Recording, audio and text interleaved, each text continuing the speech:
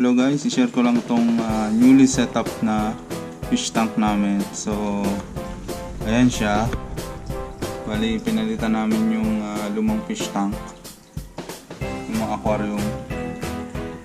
So, ayan, nilagyan ko siya ng mga artificial ornaments at mga isda. So, community tank siya. So, ginamit ko lang dyan yung mga lumang resin, itong old house na to. Tapos, yung mga batong yan, pinulot ko lang, nilimot ko lang sa labas. Tsaka yung mga kahoy na yan, yun ay Madre Cacao. Ito yung Madre Cacao.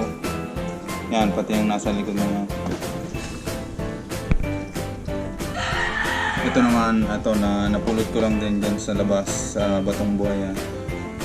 So yan, so bali siguro mga 25 different fishes yan.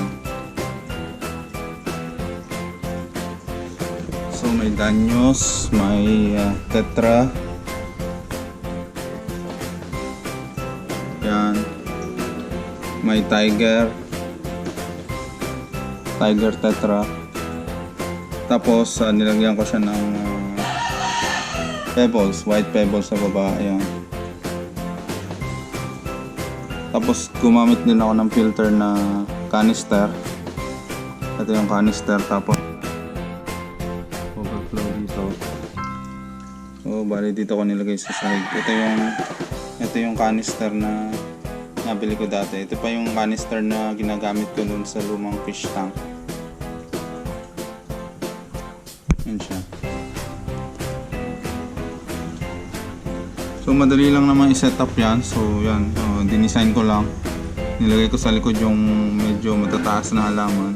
Tapos mga bato dito sa unahan. Tapos yung mga lumang artificial ornaments na sa dati kong fish tank, nilagay ko lang ulit dyan. So yan na yung pinalabasan. Okay naman. Natuwa yung mga bata. Nakaka-relax din siya. So tinanggal ko na yung takip. Dati may takip yung lumang fish tank namin, tinanggal ko na. Tapos yan, nabili ako na LED light. So talagang buhay na buhay yung fish tank. Ang sarap panoodin, nakaka-relax siya. So bala ko pang lagyan dito ng iba pang ornaments. Tingin-tingin lang ako sa labas, mga kahoy, or bili ulit ako ng artificial na halaman. Mas maganda siguro kung mas green yung likod niya. Siguro mga more or less 1,500 siguro yung nagastos ko dito sa pag-setup nitong bagong fish tank namin. Kasi konti na lang naman yung binili ko na ornaments at saka yung mga pebbles. Kasi nga dati meron na rin ako. So ni-reuse ko na lang. Pati yung canister filter, ito dati ko na itong ginagamit. So itong canister filter na to, maganda siya. May mga foam sa loob. Tapos bumili pa ako ng ceramic at bio balls para hindi agad siya magdumi, tsaka ma-filter talaga yung tubig. So yan, pagdating dito, hinigupin nito, isasak nyo yung tubig, tapos dadaan sa canister filter, tapos lalabas ulit dito sa may overflow. So yun yung nagsisilbing filter oxygen ng aquarium na to.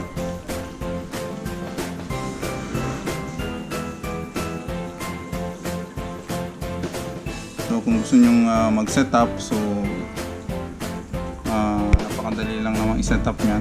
So konting creativity lang at talagang nakaka-relax ang magkaroon ng aquarium sa bahay. Kaya nagkakaroon ng buhay nga yung bahay pag may aquarium.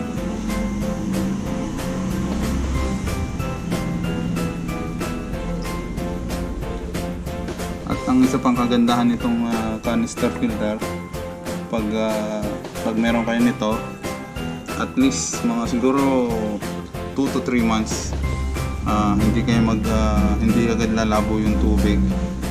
At siguro kung papalitan nyo man yung tubig, kalahati lang nitong fish tank.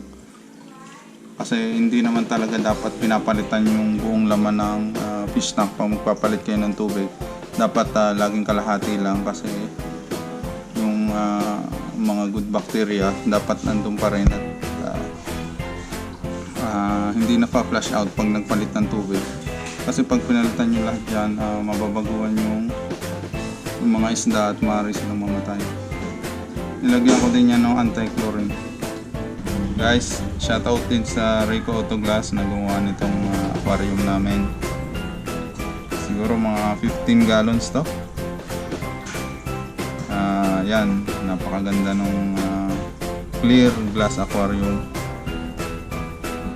Wala siyang leak at napakalinis nung pagkakagawa. Yan, kung gusto nyo magpa-set up ng aquarium, tawag lang kayo. Hindi, madali lang naman i-set up yan. Yan guys, quick update lang naman yan. So, pakita ka ulit yung kalalabasan ng fish tank na to once na set up na natin yung part na to. So, see you on my next video. Abangan nyo yung kalalabasan nito.